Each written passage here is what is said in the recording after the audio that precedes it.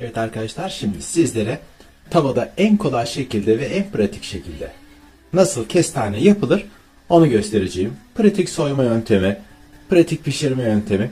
Bu yöntemle gerçekten kestanelerinizi hiç yorulmadan rahatlıkla soyabileceksiniz. Çünkü en çok zorlandığımız noktalar kestane yaparken o kestanenin nasıl soyulacağı, bir türlü kabuklarışımız, ama bu arada tabii kestanelerimiz sıcakken soyulur.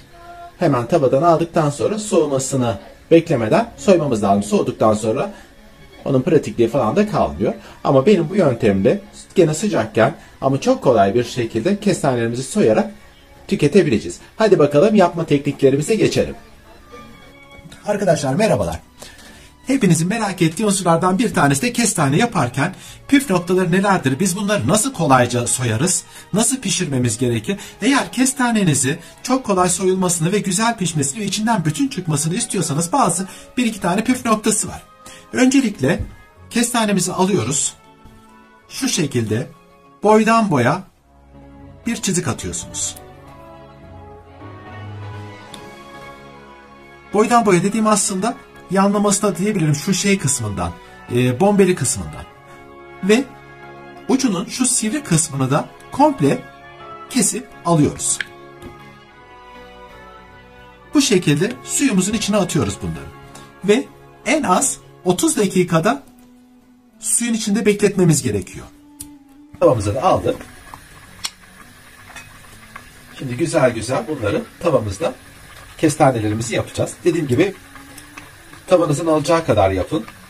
Bir tarafta da portakal reçelimi yapıyorum. Güzelce haşlansınlar onlar da.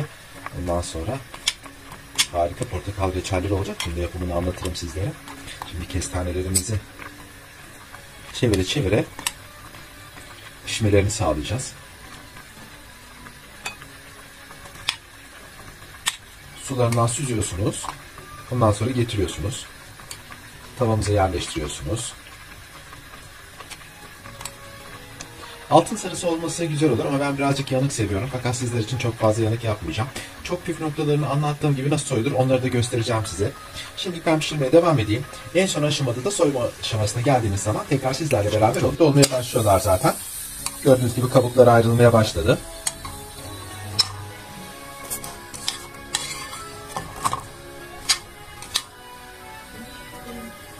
Buradan artık haşlandılar.